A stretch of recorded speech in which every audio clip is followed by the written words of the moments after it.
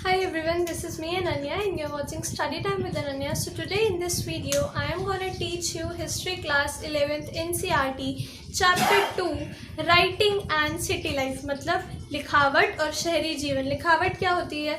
लिखावट ये जो मैंने लिखी है, ये जो मेरी राइटिंग है, ये जो हम लिखते हैं, ठीक है।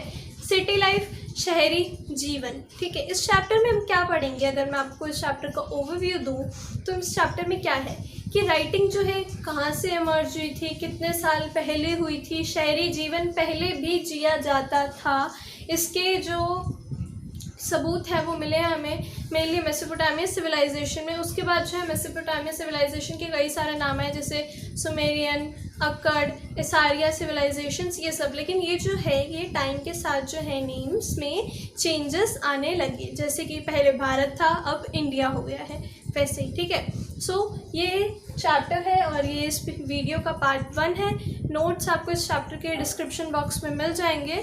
So let's start. मेसोपोटामिया, सबसे पहले हमें दिया है कि मेसोपोटामिया था कहाँ, मेसोपोटामिया का मतलब क्या है। मेसोपोटामिया जो है वो ग्रीक वर्ड्स का है, ग्रीक वर्ड्स में से डिराइव किया गया है। मेसोस मीनिंग, मतलब मेसोस का मीनिंग क्या है? मिडिल, और पोटामिया का मतलब है रिवर, मतलब मिडिल रिवर में जो जगह है उसे कहते हैं हम मेसोपोटामिया। मतलब मिडिल के बीच में है, मिडिल के बीच में नहीं, रिवर के बीच में है, तो मतलब कोई रिवर भी होगी। तो वो कौन सी रिवर्स थी? वो थी Euphrates and the Tigris river, जो अब इराक का पार्ट है, ठीक है। सो मेसोपोटामिया कहाँ सिचुएटेड था? Between Euphrates and the Tigris river, okay. Next कर अगर हम देखें कि किन चीज़ों की वजह से जो है मेसोपोटामिया सिविलाइजेशन फेमस थी या उसके कैरेक्टरिस्टिक्स क्या है, तो prosperity, Mesopotamia is full of prosperity, rich literature, okay, mathematics and astronomy, writing system, voluminous rich literature था, जैसे कि मैंने लिखा भी है, प्रोस्पैरिटी हो गया, सिटी लाइफ हो गया, वॉल्यूमिनियस लिटरेचर, मैथमेटिक्स एंड एस्ट्रोनॉमी, ये जो चीज़ें थी इसके लिए मेसोपोटामिया सिविलाइजेशन या मेसोपोटामिया बहुत ज़्यादा फेमस रहा था। और मेसोपोटामिया कितने साल पहले की बात है? मतलब around 3000 years ago, okay. Earlier जो अर्बनाइज्ड साउथ था, अर्बनाइज्ड मतलब शहरीकरण, जो साउथ में शहरीकरण था, अर्बनाइज्ड साउथ, उसे क्या कहते थे? सुमेर एंड अक्कड़। मतलब आगे बाद में नाम चेंज हो गया, सुमेरियन सिविलाइजेशन और अक्कडियन सिविलाइजेशन। उसके बाद जो है आफ्टर 200 BCE के बाद इसे बेबीलोनिया सिटी के नाम से भी जाना गया, फिर ये बेबीलोनिया सिविलाइजेशन हो गया, ठीक है। उसके बाद फ्रॉम 1100 BCE एसारियंस ने जो है अपना किंगडम एस्टेब्लिश किया और फिर ये एसारिया के नाम से या एसारिया के नाम से भी जाना जाता था। अब फर्स्ट लैंग्वेज क्या थी? सबसे पहले सुमेर नाम था, तो फर्स्ट लैंग्वेज भी सुमेरियन ही थी। उसके बाद जब अकड़ हुआ तो अकडियन में रिप्लेस हो गई लैंग्वेज। कब रिप्लेस हुई? अराउंड 2400 BCE में जो है लैंग्वेज सुमेरियन से रिप्लेस होके अकडियन हो गई, ठीक है। अब कुछ ट्रेसेस दिए हैं कि इसके बाद जो है ना लाइफ ख़त्म हो जाती है, और इसका मेंशन जो है वो बाइबल में भी है कि क्या स्टोरी है, किस वजह से जो है लाइफ फिनिश हो जाती है। तो अगर आप अपने बुक के साइड में देखोगे ना तो एक बॉक्स बना है, उसमें लिखा है the story of the flood mention in the Bible, की फ्लड की वजह से जो है धरती जो है ख़त्म हो जाती है। बट अब बाइबल में क्या लिखा है मैं आपको बताती हूँ। The story of the flood mention in the Bible, यहाँ मैंने कुछ लिखा नहीं है क्योंकि मैं आपको ये वर्बली बता दूँगी, वेरी इंपॉर्टेंट है। जब आप नोट्स देखोगे तो आपको उसमें भी मिल जाएगा ये टॉपिक। देखते हैं क्या है इसमें। The story of the flood mention in the Bible में लिखा है कि फ्लड इतनी तेज़ आई थी कि flood was mean to destroy all life on earth. Flood चाहती थी कि सारी जो लाइफ है अर्थ में वो डिस्ट्रॉय हो जाए, बट गॉड जो चाहते थे वो इंश्योर करना चाहते थे कि फ्लड के बाद भी जो है धरती जिए, धरती पे लाइफ रहे। तो गॉड ने एक मैन चूज़ किया, नोआ, जिसका नाम था Noah, to ensure that life could continue after the flood, की फ्लड के बाद भी जो है लाइफ रह सके, ठीक है। उसके बाद फ्लड नोआ क्या करता है, जिसने गॉड ने जिस मैन को चूज़ किया था नोआ को, नोआ क्या करता है? नोआ एक ह्यूज बोट बनाता है आर्क की, और उस पर जो जो पेयर ऑफ स्पाइसेस, मतलब जो भी एनिमल्स बर्ड्स, उनका एक एक पेयर रख लेता है उनको बचाने के लिए कि आगे की जो पीढ़ी है वो चलती रहे, जीवित रह सके, धरती पे जो है लाइफ ख़त्म ना हो। ऐसे ही सिमिलर स्टोरी भी है ना मेसोपोटामिया सिविलाइजेशन में भी बताई गई है, और उसके प्रिंसिपल कैरेक्टर्स क्या थे, ज़ियूसुद्रा और यूटनापश्चिम। यहाँ मैंने लिखा नहीं है बिकॉज स्पेस नहीं थी, इसलिए मैं आपको इसलिए वर्बली बता रही हूँ। मेसोपोटामिया सिविलाइजेशन में भी यही सिमिलर स्टोरी है, जिसके प्रिंसिपल कैरेक्टर्स क्या थे। बाइबल में तो नोआ को चूज़ किया था गॉड ने, और मेसोपोटामिया सिविलाइजेशन में यूटनापश्चिम और ज़ियूसुद्रा। क्या हुआ था कि फ्लड की वजह से जो है सारी लाइफ जो है अर्थ पे डिस्ट्रॉय होने लगी थी, बट फिर भी गॉड ने एक मैन को चूज़ किया, उसके हाथों से भगवान ने ये चाहा कि लाइफ जो है वो आगे भी जीवित रह सके। ठीक है, अब फर्स्ट टॉपिक पे मूव करते हैं अपने, Mesopotamia and it's geography. Mesopotamia के बारे में मैंने आपको बता दिया कि मेसोपोटामिया का मतलब क्या है, वो ग्रीक वर्ड से मेसोपोटामिया शब्द लिया गया है। टाइग्रिस और यूफ्रेट्स के बीच में सिचुएटेड है मेसोपोटामिया। ज्योग्राफी मतलब भूगोलिक स्थिति। ज्योग्राफी कैसी थी, जो नॉर्थ ईस्ट था ना मेसोपोटामिया का था, काफ़ी ग्रीन एरिया था, अंडरलेटिंग प्लेन्स थे वहाँ पे with wild flowers. Okay, undulating plains या हम कह सकते हैं लहराता हुआ टाइप का मैदान। ठीक है, वाइल्ड फ्लावर्स के साथ with enough rainfall to grow crops. Okay, undulating plains north east में थे, यहाँ मैंने लिखा भी है, rising to the tree covered mountains. Next आते हैं, north had a stretch of a plain called steppe. North में जो है एक स्ट्रेच था, प्लांट का मतलब ऐसे करके कुछ मैदान था जिसे हम स्टीप के नाम से जानते हैं। इम्पॉर्टेंट है स्टीप, ध्यान रखना। अब जो ट्रिब्यूटरीज है टाइग्रिस रिवर की, वो कम्युनिकेशन प्रोवाइड करती है, कहाँ पे देखते हैं, into the mountains of Iran में जो है ट्रिब्यूटरीज टाइग्रिस की जो है वो कम्युनिकेशन प्रोवाइड करती है। Hope you can understand.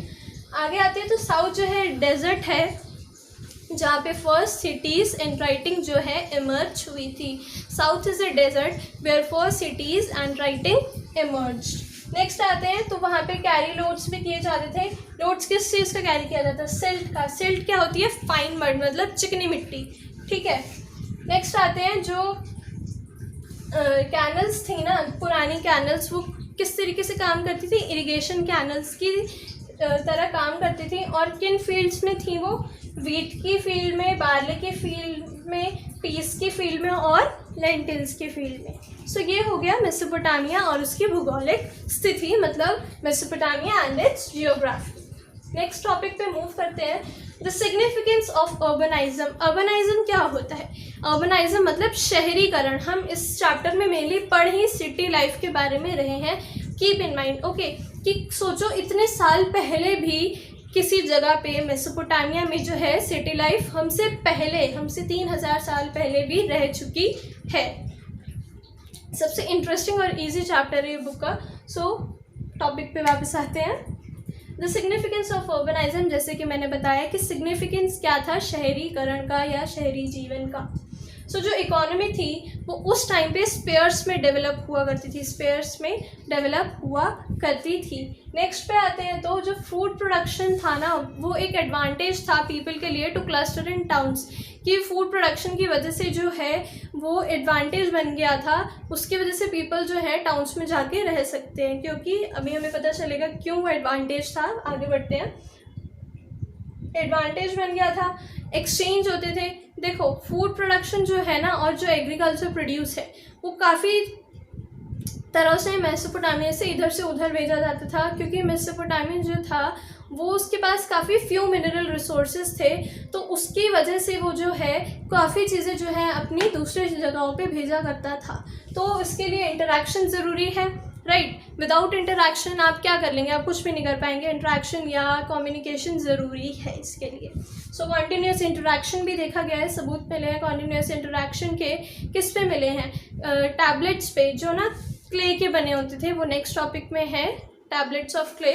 उस पर जो है कम्युनिकेशन के रिकॉर्ड्स मिलते थे कि क्या क्या वहाँ पे ट्रांजैक्शन हुई, कितनी ट्रांजैक्शन हुई, और हर एक ट्रांजैक्शन का एक सेपरेट टैबलेट हुआ करता था। ठीक है, डिवीजन ऑफ लेबर जो था वो एक मार्क था अर्बन लाइफ में। एक बंदा जो एक पर्टिकुलर पर्सन जो था वो ऑर्डर देता था और बाकी सारे पर्सन जो है उसके ऑर्डर्स को ओबे करते थे। ठीक है, जैसे कि मैंने बताया फूड प्रोडक्शन एडवांटेज बन गया था, पीपल जो है टाउन्स में रहने लगे थे, क्लस्टर करने लगे थे। सो fuel, metal, would, various stones etcetera come from many different places. जो फ्यूल हो गया, मेटल हो गए, वुड हो गए, ये जो थे काफ़ी सारी डिफरेंट प्लेसेस से मंगाए जाते थे, क्योंकि मेसोपोटामिया के पास रिच तो था, प्रोस्पैरिटी तो थी, बट मिनरल रिसोर्सेज जो थे वो थोड़े से कम थे। Okay, bronze tools and pots were also available for seal cutters.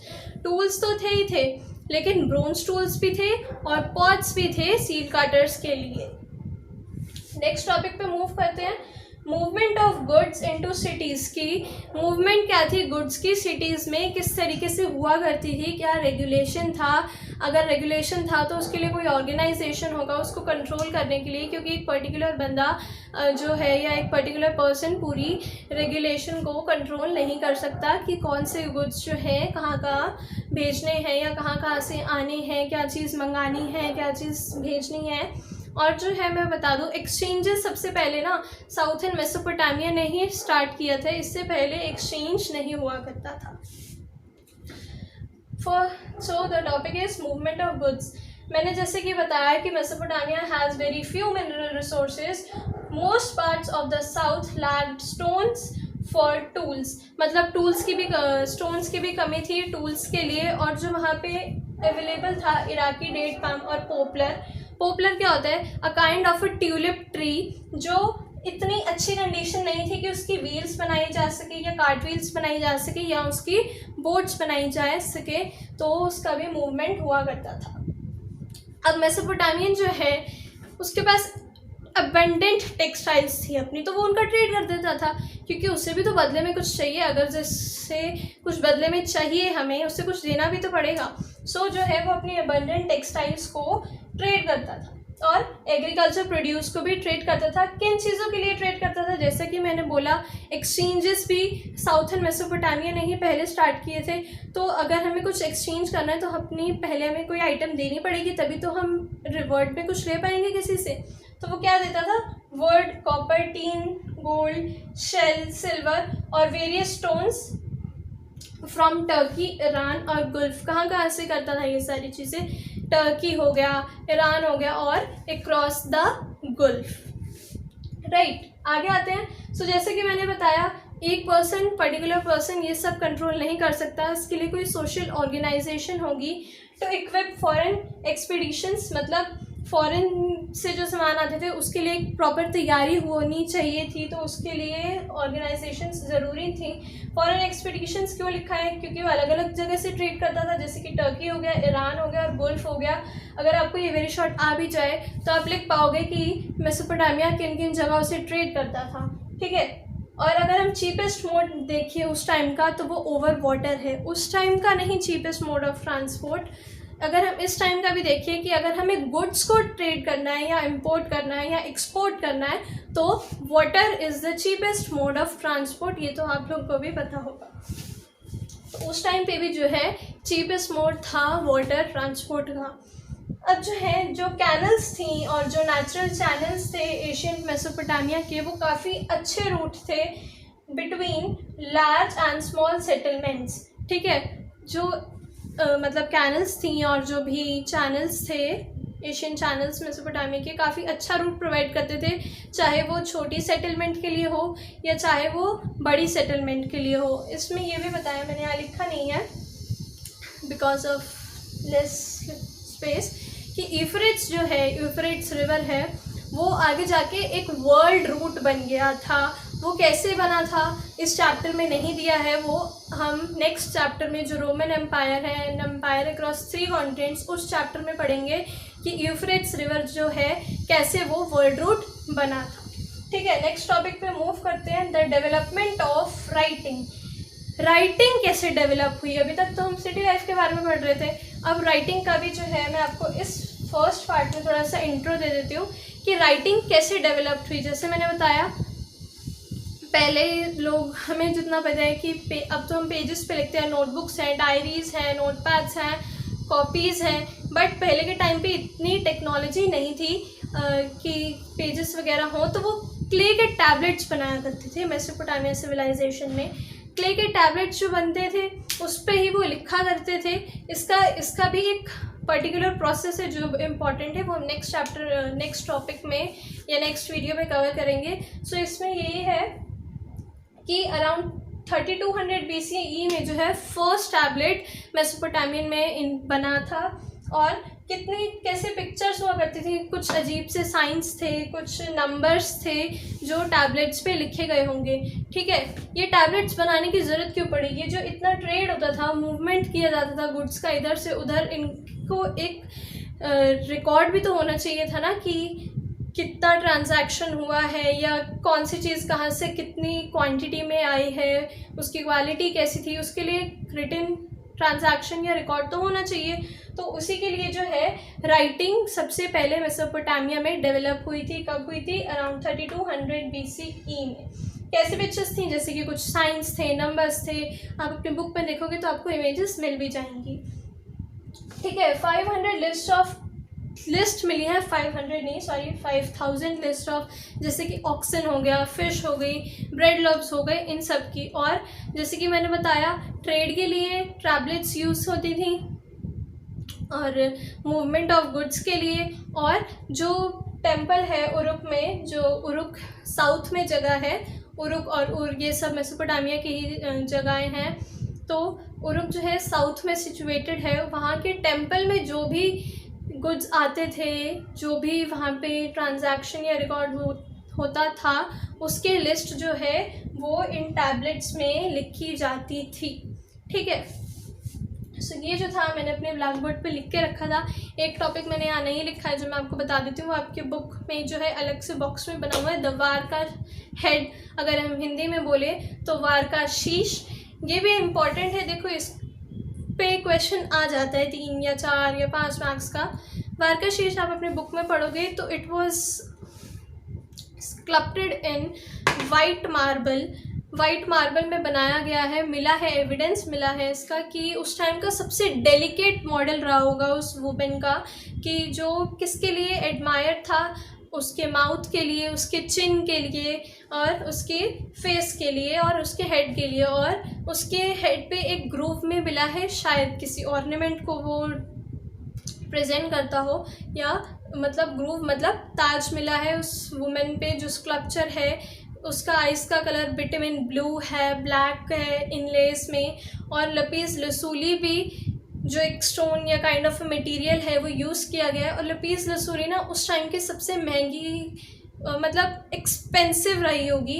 ठीक है, जो एक काफ़ी लॉन्ग डिस्टेंस से जो है ट्रेड कराई होगी। सो वेरी शॉर्ट में भी आ सकता है कि वुमेन्स हेड क्या है जो सबसे एडमायर है, या उसकी डेलिकेट मॉडलिंग है जिसका कलर ब्लैक है, ब्लू है, विटामिन ब्लू है, या इनलेस कैसी है, उसकी आईब्रोज का कलर ब्लैक, ब्लू, ये सब था।